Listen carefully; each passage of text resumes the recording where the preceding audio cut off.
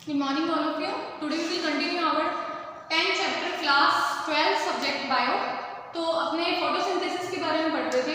Photosynthesis के बारे में कल उन्होंने कुछ पॉइंट्स पढ़े होंगे, डिस्कवरीज के बारे में पढ़ा। उन्होंने स्टार्टिंग से अपने इस वर्ड के साथ फैमिलियर है, अपने को पता है कि उन्होंने कई बार ये वर्ड पढ़ा है, इसके फंक्शंस भी देखे हैं, ठीक है। कई बार उन्होंने डिटेल में भी पढ़ा, कई बार उन्होंने सिर्फ इसका ओवरव्यू लिया। तो इस बार अपने जो है मैंने आपको कल भी बताया था कि इसके बारे में काफ़ी ज़्यादा डिटेल में पढ़ने वाले हैं। इनके अंदर जो भी फोटोसिंथेसिस की साइट्स होती हैं, वहाँ पे जो भी रिएक्शंस होती हैं, उन सब के बारे में कौन कौन से साइंटिस्ट ने बताया था, ये मैंने आपको लास्ट लेक्चर में बता दिया।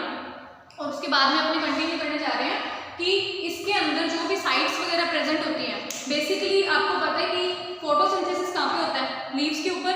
लीव्स के ऊपर जो फोटोसिंथेसिस होता है उसके अंदर मीजोफिल सेल्स जो है वो प्रेजेंट होती हैं, जिसके अंदर फोटोसिंथेसिस की प्रोसेस जो है कंप्लीट होती है, ठीक है। अब देखो आगे अपने देखते हैं, इसके अंदर कुछ पॉइंट्स उन्होंने कंप्लीट किए थे साइट ऑफ फोटोसिंथेसिस से रिलेटेड। इसके अंदर उन्होंने क्या देखा था, आपको मैंने बताया था कि जो साइट मतलब जो प्लेस होता है जहाँ पे अपने फोटोसिंथेसिस की रिएक्शन कंप्लीट करवाते हैं। तो मैंने आपको बताया था कि अपने जो फोटोसिंथेसिस होते हैं, मीजोफिल सेल्स के ऊपर जो है प्रोसेस कंप्लीट होती है। मीजोफिल सेल्स के अंदर ऐसा क्या होता है कि फोटोसिंथेसिस की प्रोसेस कंप्लीट होती है। तो कल भी मैंने आपको बताया था कि यहाँ पे क्लोरोप्लास्ट जो है वो प्रेजेंट होते हैं, जिसकी वजह से क्लोरोफिल और प्रेजेंट होते हैं, जिसकी वजह से फोटोसिंथेसिस की प्रोसेस जो है यहाँ पे कंप्लीट होती है। अब ये जो क्लोरोप्लास्ट होते हैं या ठीक है, इसके बारे में मैंने आपको बताया था कि डिपेंड करता है कि वहाँ पे कितनी फोटोसिंथेसिस की प्रोसेस कंप्लीट हो रही है या फिर कितनी एनर्जी रिक्वायर्ड है, उसके बेसिस पे क्लोरोफिल के जो नंबर है वो डिवाइडेड होते हैं क्लोरोप्लास्ट के, यानी कि ये वेरी करता है क्लोरोप्लास्ट 1 से लेके 40 तक, ठीक है। तो ज़्यादा एनर्जी या ज़्यादा फोटोसिंथेसिस की प्रोसेस जहाँ पे कंप्लीट होगी वहाँ पे ये चीज़ें या ये सारी जो प्रोसेस है वो अच्छी तरीके से कंप्लीट होगी। अब कुछ पॉइंट्स के बारे में मैंने आपको कल बताया था, जैसे कि ग्रेना, स्ट्रोमा, ये चीज़ें आज अपने इनको डिटेल में पढ़ेंगे। तो सामने आपको जो डायग्राम बनाया हुआ है मीजोफिल सेल्स के ऊपर जो साइट यानी फोटोसिंथेसिस की प्रोसेस कंप्लीट होती है उसके बारे में है। तो कुछ पॉइंट्स अपन देखते हैं, इसके अंदर स्टार्ट करते हैं। देखो क्या होता है, ये जो लिपोप्रोटीन्स और इन सब के बारे में मैंने आपको कल बताया था कि जो भी इंटरमेम्ब्रेन जो स्पेस प्रेजेंट होता है या जो क्लोरोप्लास्ट होता है वो कवर्डेड होता है 2 यूनिट मेम्ब्रेन से, जो किससे बनी होती है, लिपोप्रोटीन से, ठीक है। अब इसके अंदर मैंने ये बात भी बताई थी कि इनर मेम्ब्रेन के अंदर कुछ स्पेस प्रेजेंट होता है। अब देखो इसके अंदर 2 मेम्ब्रेन होती है, ये आपको सामने डायग्राम में दिखाई दे होगी। ये वाली होती है आउटर, कौन सी होती है, आउटर। ये कौन सी होती है, इनर। अब देखो आउटर और इनर के बारे में कल भी कुछ पॉइंट्स देखे थे अपनों ने। आउटर मेम्ब्रेन जो होती है वो प्रोटॉन्स के लिए परमिएबल होती है। क्या होती है, प्रोटॉन्स के लिए परमिएबल होती है, यहाँ से प्रोटॉन्स जो होते हैं पास आउट होते हैं। इनर मेम्ब्रेन जो होती है वो इनके लिए परमिएबल नहीं होती है, यानी कि इम्परमिएबल होती है। आज अपने इनके लिए कुछ पॉइंट्स और देखते हैं। देखो और क्या आता है इसके अंदर, प्रोटॉन्स वगैरह जो भी प्रेजेंट होते हैं इनके अंदर इनर मेम्ब्रेन जो होती है उसके अंदर कई चीजें प्रेजेंट होती है। कौन कौन सी, 2 पार्ट होते हैं। पहला होता है grana, second one is stroma. सामने डायग्राम में भी दिख रहे हैं आपको, ठीक है। तो ग्रेना एंड स्ट्रोमा के अंदर क्या होता है, स्ट्रोमा जो होता है मैट्रिक्स पार्ट होता है, जो किससे फील्ड होता है, प्रोटीन से। Matrix part and field with protein, ठीक है। ये चीज आपने ध्यान रखनी है, प्रोटीन से फील्ड होता है। नेक्स्ट अपनी बात करते हैं ग्रेना की। तो ग्रेना के लिए क्या होता है, ये जो प्रोटीन रिच होता है आपने देख लिया स्ट्रोमा। अब स्ट्रोमा के अंदर जो होता है 70S टाइप के राइबोसोम्स प्रेजेंट होते हैं। क्या होते हैं इसमें, 70S टाइप के राइबोसोम्स प्रेजेंट होते हैं। अब और क्या चीजें होती है इसमें, डिसॉल्व मिनरल्स और एंजाइम्स, सम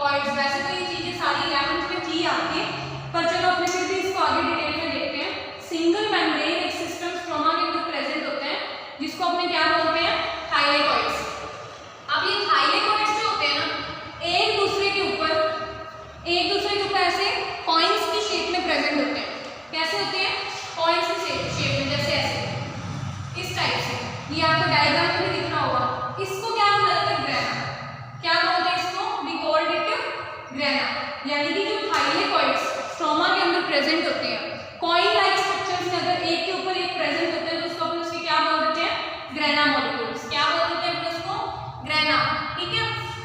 अब क्या होता है, कुछ ग्रेना होते हैं वो ट्यूब्यूल से प्रेजेंट होते हैं अलग अलग प्लेसेस पे, यानी कि जहाँ पे मेसोफिल सेल्स में अलग अलग जगह प्रेजेंट होते हैं। जैसे कुछ यहाँ पे आपको डायग्राम में लिखा है, कुछ यहाँ है, कुछ यहाँ है, कुछ ज्यादा अमाउंट में होते हैं, कुछ कम में होते हैं, कुछ नीचे की तरफ दिखाई दे रहे होंगे और एक दूसरे के साथ में इन ट्यूब्यूल से लिंक्ड है, आपस में जुड़े हुए हैं, ठीक है।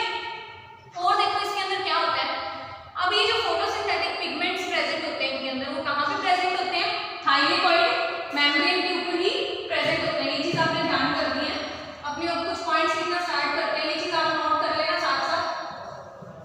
जो भी फोटोसिंथेटिक, इसको मैं शॉर्ट में लिख रही हूँ फोटोसिंथेसिस को, फोटोसिंथेटिक जो पिगमेंट्स होते हैं, क्या होते हैं, पिगमेंट्स होते हैं, वो कहाँ प्रेजेंट होते हैं, वो सारे के सारे थाइलेकॉइड मेम्ब्रेन के ऊपर प्रेजेंट होते हैं, थाइलेकॉइड मेम्ब्रेन के ऊपर प्रेजेंट होते हैं, ठीक है। तो पिगमेंट्स की वजह से क्या होता है, प्लांट के अंदर कलर आते हैं, ये चीज मैंने आपको पहले भी बताई थी। आगे देखते हैं अब इसमें पिगमेंट्स के बाद में ग्रेना जो होता है, साइट होती है फोटोसिंथेसिस की। क्या होती है ग्रेना, यानी कि यहाँ पे क्या होता है, ग्रेना के ऊपर यहाँ पे इस साइड पे फोटोसिंथेसिस की रिएक्शन होती है कंप्लीट, यानी कि ग्रेना जो है फोटोसिंथेसिस की रिएक्शन अपने ऊपर यहाँ पे कंप्लीट करवाता है, ठीक है।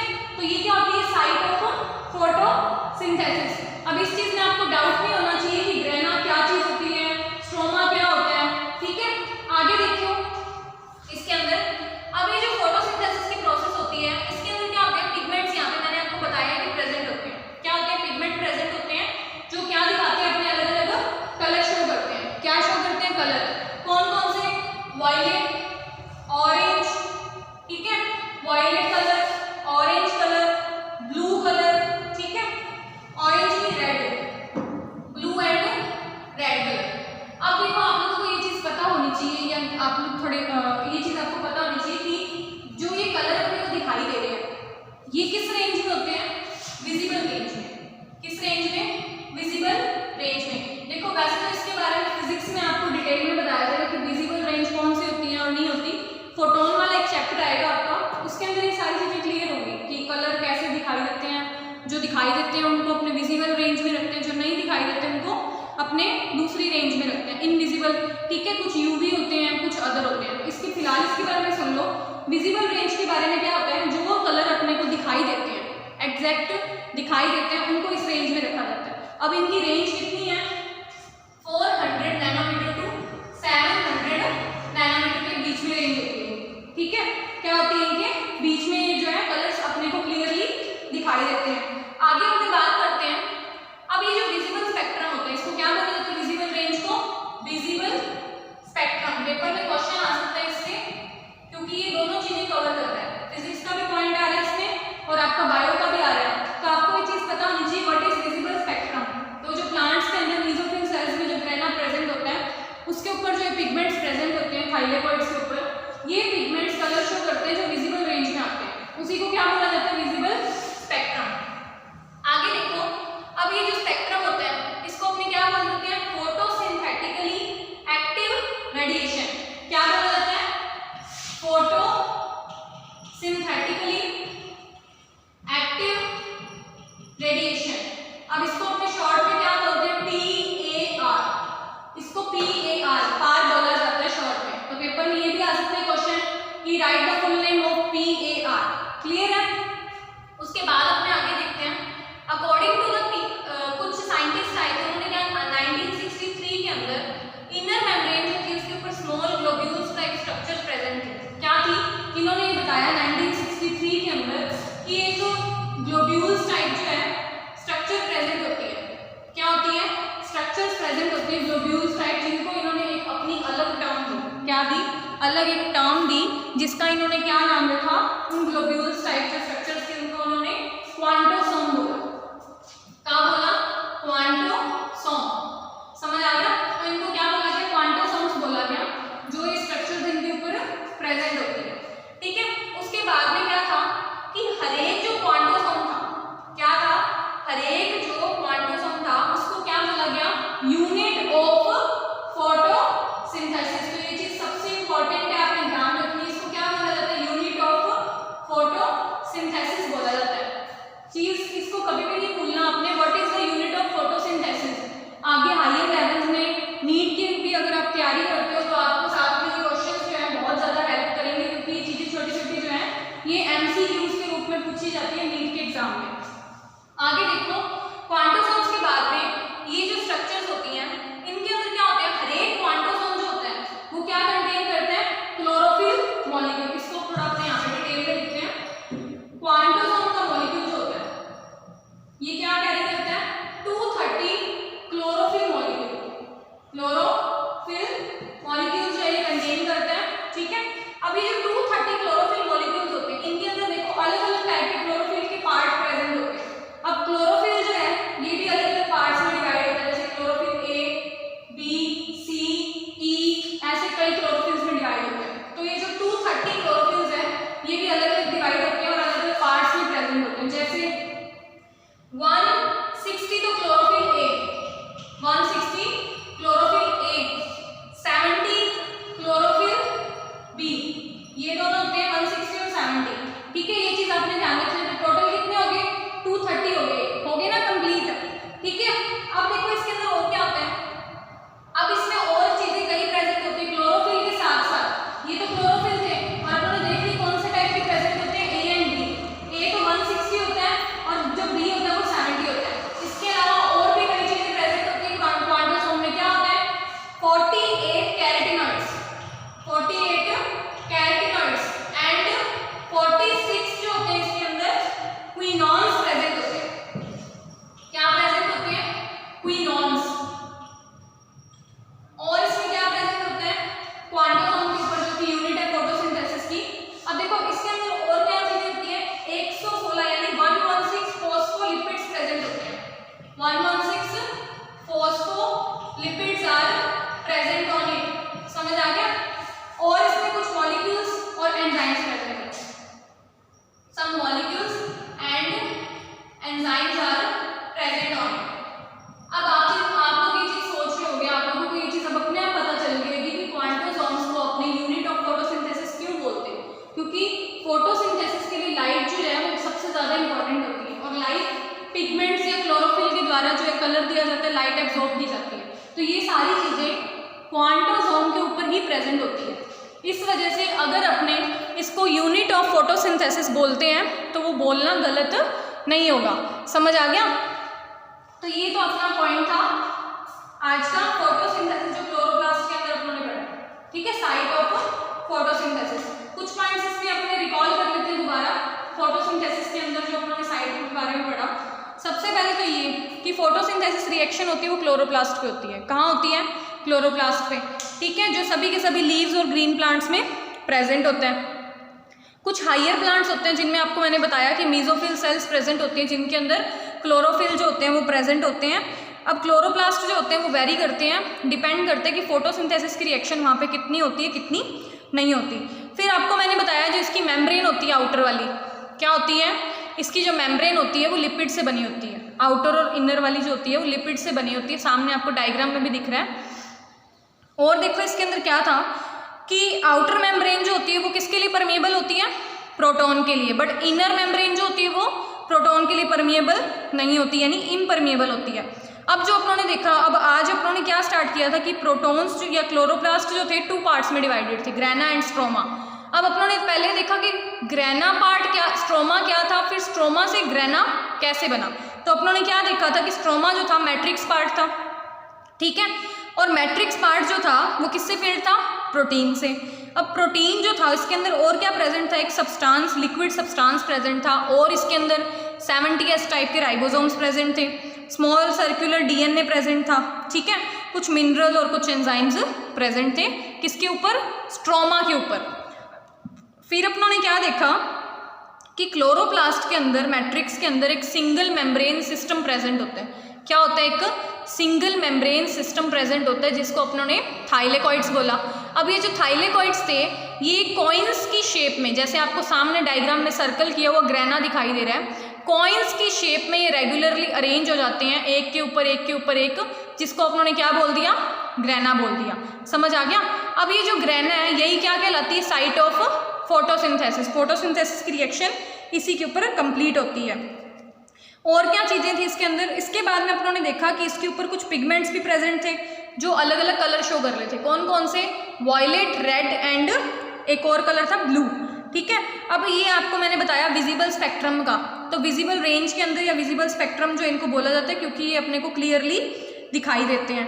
फिर इसके अंदर कुछ स्ट्रक्चर्स थी, जैसे मैंने आपको बताया कि इसके अंदर एक small circular globe like globule structure present होती है, जिसको अपनों ने सबसे इंपॉर्टेंट पार्ट बताया। क्या था वो? क्वांटोसोम। क्या था? क्वांटोसोम, जो कि था अपनी यूनिट की फोटोसिंथेसिस की। तो फोटोसिंथेसिस की रिएक्शन इसी के ऊपर कंप्लीट होती है। अब क्वांटोसोम्स को अपनों ने यूनिट इसलिए कहा, जब हमने इसके बारे में पढ़ा तो अपने खुद को पता चल गया कि क्वांटोसोम को यूनिट क्यों कहा जाता है। बिकॉज 230 क्लोरोफिल प्रेजेंट होते हैं, जिसकी यूनिट्स क्या थी क्लोरोफिल्स की? ए और बी दोनों क्लोरोफिल प्रेजेंट होते हैं। 48 carotenoids, 46 क्विनॉन्स, 116 phospholipids molecules and enzyme are present on it. So we can say that कि quantosomes are the unit of photosynthesis। यहाँ पे अपने को ये चीज़ें सारी क्लियर हो गई हैं। ठीक है, इसके साथ में कुछ मॉलिक्यूल्स और कुछ एंजाइम्स भी प्रेजेंट है। तो ये अगर अपने इसको बोल रहे हैं कि ये यूनिट है फोटोसिंथेसिस की, तो ऐसा कहना गलत नहीं होगा। इसके बाद में अपने नेक्स्ट टॉपिक पे चलते हैं, उसके बारे में कुछ पॉइंट्स आज देख लेते हैं। कंप्लीट तो नहीं हो पाएगा वो टॉपिक, पर फिर भी मैं आपको कुछ उसके इंट्रोडक्शन के बारे में बता देती हूँ, ताकि कल आपको उसको समझने में इजी हो जाए। तो आज ये अपना टॉपिक था कौन सा? जो भी साइट ऑफ फोटोसिंथेसिस है, ये अपना कंप्लीट हो चुका है। कोई भी इतना डाउट रहा हो आपको कोई वर्ड से रिलेटेड, तो आप मुझसे डायरेक्ट पूछ लेना कोई भी। ठीक है, अब अपने स्टार्ट करते हैं अपना next point, photosynthesis pigments. Photosynthetic pigments, इनके बारे में हम देखते हैं। पिगमेंट्स के बारे में वैसे तो अभी हमने पढ़ के हटे हैं काफी कुछ, पर अब जो है क्लोरोफिल ए और क्लोरोफिल बी, इसके बारे में मैंने आपको बताया कि क्लोरोफिल्स होते हैं वो कई पार्ट्स में डिवाइडेड होते हैं। तो इनके क्या होते हैं? अलग अलग पार्ट्स की एक एक स्ट्रक्चर भी होती है, हर एक की एक एक स्ट्रक्चर होती है, जिसके बारे में अपने पढ़ेंगे, वो अपने नेक्स्ट लेक्चर में पढ़ेंगे। इससे पहले अपने कुछ पॉइंट्स जो है वो कर लेते हैं। देखो क्या होता है, प्लांट के अंदर जो लाइट एनर्जी एब्जॉर्ब होती है वो किससे होती है? फोटोसिंथेटिक पिगमेंट्स से। Light energy which is most important point of all the फोटोट्रॉप्स, की लाइट एनर्जी जो होती है वो किससे एब्जॉर्ब होती है? पिगमेंट से। ठीक है, पिगमेंट से एब्जॉर्ब करते हैं उसको, और आगे जो है फोटोसिंथेसिस रिएक्शन कंप्लीट करवाने में हेल्प करते हैं। तो जो ये पिगमेंट्स होते हैं लाइट एनर्जी एब्जॉर्ब करते हैं, किस वजह से इनको क्या बोला जाता है? Photosynthetic pigments. क्या बोल देते हैं इनको? Photosynthetic pigments. Why we call them photosynthetic pigments? Because they utilize और absorb the light energy to perform the reaction. आगे देखो इसके अंदर, अब इसके अंदर क्या होते हैं? मेनली प्लांट्स के अंदर क्या होता है? टू टाइप्स के पिगमेंट्स को टू पार्ट्स में डिवाइड किया गया है। कौन कौन से? एक तो बोले जाते हैं प्रिंसिपल पिगमेंट्स, प्रिंसिपल, एंड दूसरे बोले जाते हैं एसेसरी पिगमेंट्स। अब प्रिंसिपल पिगमेंट्स जो होते हैं, देखो accessory pigments and principal pigments. Accessory pigments जो होते हैं वो इतने ज्यादा इंपॉर्टेंट नहीं होते, ज्यादा इंपॉर्टेंट होते हैं प्रिंसिपल। अब प्रिंसिपल नाम से ही पता है, जो चीज इंपॉर्टेंट होती है उसको अपने बोलते हैं कि हाँ ये प्रिंसिपल इसका है, या इसका एक मोटिव है, या इसकी एक मेन इंपॉर्टेंट चीज है। ठीक है, अब इसके जो प्रिंसिपल पिगमेंट्स होते हैं वो होते हैं क्लोरोफिल, कैरोटीनॉइड, लिखते हैं हमने क्लोरोफिल, कैरोटीनॉइड्स, ये याद रखना आपने, and at last one is जो तीसरा अपना फाइकोबिलिन्स। क्या नाम है? फाइकोबिलिन्स। ये चीजें एक दो बार आपको थोड़ी पढ़ने में अजीब लगेगी, पर दो तीन बार याद करोगे तो कंप्लीट हो जाएगा। बाकी जो बच्चे होते हैं, rest of the all are included in the accessory pigments. अब इस चैप्टर के अंदर, अपने इस टॉपिक के अंदर जो है क्लोरोफिल को डिटेल में पढ़ेंगे, जो भी उसके ए और बी क्लोरोफिल है, या आगे और पार्ट्स हैं, कैरोटीनॉइड को, फाइकोबिलिन्स को, इन सब चीजों को अपने एक एक करके डिटेल में पढ़ेंगे। अब देखो ये जो प्लांट्स के अंदर क्लोरोफिल होता है, इसके बारे में देखते हैं थोड़ा सा। क्लोरोफिल के बारे में थोड़ा सा अपने पढ़ने स्टार्ट करते हैं।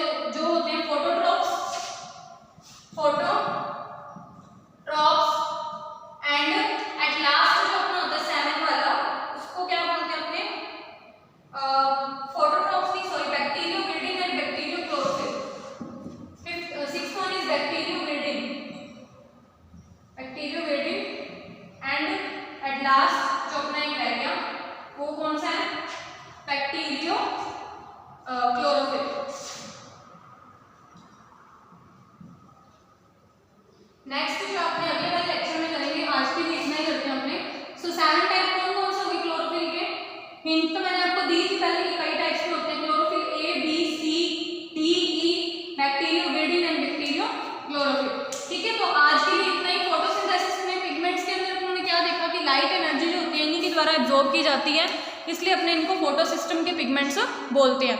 क्लोरोफिल के जो होते हैं मेन जो ग्रीन पिगमेंट्स होते हैं इसलिए उनको बोला जाता है, और आगे 7 टाइप के होते हैं। अब एक चीज़ और कि क्लोरोफिल ए जो होता है उसको यूनिवर्सल पिगमेंट बोला जाता है। क्या बोला जाता है? Universal pigment. ये चीज़ आपको याद रखनी है, ठीक है। बाकी अपने नेक्स्ट लेक्चर में कंटिन्यू करते हैं, तब तक यहाँ तक आपको अपने नोट्स बनाते हैं और साथ साथ पढ़ते हैं। Thank you, have a nice day.